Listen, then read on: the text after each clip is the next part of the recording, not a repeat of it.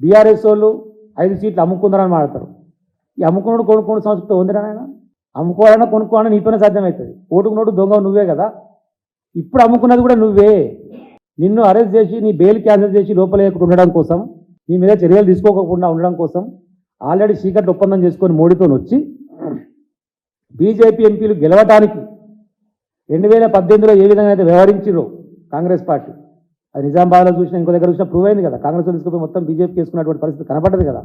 అది తిరిగి పునరావృతం చేసుకోవడంలో భాగంగానే బోడగుండ్రోడు గుడ్లు అమ్ముకుంటాడు అని తీసుకొని పాటలకు తీసుకొని అక్కడ తీసుకుపోయి మల్కాజ్గిరిలో పెట్టి ఎవరో టీచర్ నౌకరు చేసుకుంటామని సీతక్క చుట్టమని చెప్పి అవన్నీ తీసుకొని వచ్చి దోస్తో చుట్టమని చెప్పి తీసుకొని వచ్చి ఆమెకు ఒక ఎంపీ ఇచ్చి వంశీధర్ రెడ్డి ఒడగొట్టురా అని చెప్పి మీ కాడరికి నువ్వే ఫోన్ చేసి చెప్పుకుంటా ఎవలమ్ముడు పోయినట్టు 10 రకాల పార్టీలు మారి ఏ ఎండక గొడుగు పట్టుకుంటా పొద్దుగాల ఒక మాట మాట్లాడి రేపొక మాట్లాడి తెల్లారొక మాట మాట్లాడి లంగదంద చేసేటువంటి లంగవు దొంగవు నువ్వు.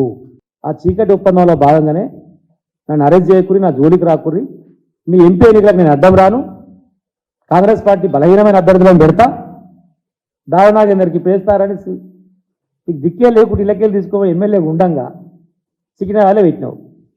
ఏందర్థం? కిషన్ రెడ్డితో ములాఖతే కదా, కనబడతలేదా కళ్ళ ముందల? చూసినా తెలుస్తుంది. ఒక్క ముదిరాజు టికెట్ ఇయ్యలే అంటాడు. మరి మనం తలకాయ ఉండి మాట్లాడతాడో తలకాయ లేక మాట్లాడతాడు. మరి మేము చేయాలి ఇచ్చింది ఎంపీ టికెట్ ఎవరికి ఇచ్చినాం అనేది అర్థం కాకుండా మాట్లాడతాడు.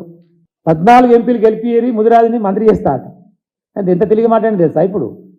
అంటే ముదిరాజునికి మంత్రి పదవి ఇవ్వడం ఇష్టం లేదు, ఇయ్యొద్దు, 14 స్థానం ఎట్లా గెలవు వారికి తెలుసు, మనకు తెలుసు, అందరికి తెలుసు, మీరు గెలిపేలే కాబట్టి ఇవ్వలే అని మాట్లాడుతాను.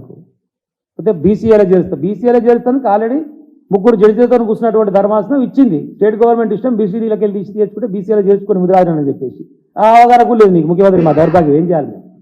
ఏదో మీటింగ్లో మాట్లాడాలి, ప్రజలను మభ్య పెట్టాలి, 2 డైలాగులు చెప్పాలి, ఆహా ఓహో అని చెప్పేసి ఆ పేడి బ్యాచ్ ముందర కూర్చోబెట్టుకొని సపాట్లు కొట్టించుకోవాలి, పోవాలి. నిజంగా నిజాయితీ ఉండి ప్రజల కోసం పని చేయాలని నేను హామీలు నెరవేర్చాలనేటువంటి తాపత్రయం కోసం పనిచేస్తాడు.